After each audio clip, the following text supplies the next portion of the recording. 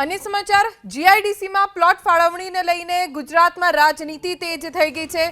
GIDC में plot फाळवणी में भ्रष्टाचारना आरोप ने सरकारे फगाव्या तो कांग्रेसे राज्य सरकार ने फेंक्यो પડકાર। शक्तिसिंहे કહ્યું કે હાઈકોર્ટના સિટિંગ જજ પાસે સરકાર કરાવે તપાસ। કમિટી કહે બધું યોગ્ય છે તો તેનો ખર્ચ કોંગ્રેસ આપશે। शक्तिसिंह गोहिले प्रेस कॉन्फ्रेंस संबोधीने जीआईडीसी में प्लॉट फाळवणी ने लईने सरकार पर आरोप लगाव्या हता कि भाजप सरकारे आ प्लॉट फाळवणी में मोटो भ्रष्टाचार कर्यो छे। हवे कांग्रेसे राज्य सरकार ने પડકાર फेंक्यो छे। एवा समये ज्यारे जीआईडीसी में प्लॉट फाळवणी में भ्रष्टाचारना आरोपोने सरकारे फगाव्या। शक्तिसिंहे કહ્યું કે હાઈકોર્ટના સિટિંગ જજ પાસે સરકાર તપાસ કરાવે અને જો કમિટી કહે બધું યોગ્ય છે તો તેનો ખર્ચ કોંગ્રેસ ભોગવશે।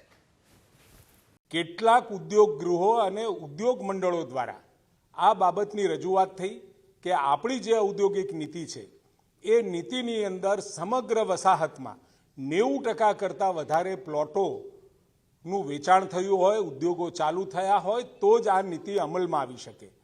એના કારણે 519મી જે આપણી જીઆઈડીસીની કમિટીની મિટિંગ મળી એમાં ફરીથી આપણે નિર્ણય લીધો કે આ ઉદ્યોગ ગૃહોની માગણી અને લાગણી યોગ્ય છે અને એના કારણે આપણે એને અનસેચ્યુરેટ જાહેર કરી।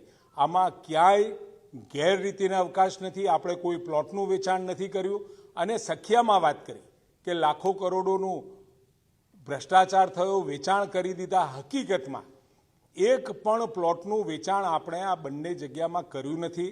હાઈકોર્ટ કે સુપ્રીમ કોર્ટના સિટિંગ જજ સાહેબ મારફત આ પ્રકરણની ઇન્ક્વાયરી કરાવો અને જો હાઈકોર્ટ કે સુપ્રીમ કોર્ટના જજ સાહેબ કહી દે કે આ બધું સબ સલામત છે, જનહિતમાં છે, કાંઈ ખોટું નથી થયું તો એ જે કમિશન બેસે એ કમિશનનો જેટલો ખર્ચ થશે એ પ્રજા ઉપર નહીં, કોંગ્રેસ પાર્ટી પોતે ભોગવશે। અને જો એ કમિશન એમ કહે કે આ ચોર છે તો ભારતીય જનતા પાર્ટીની સરકાર જવાબદારી સ્વીકારે અને રાજીનામું આપે, ચેલેન્જ સ્વીકારે મારી જો સાચા હોય।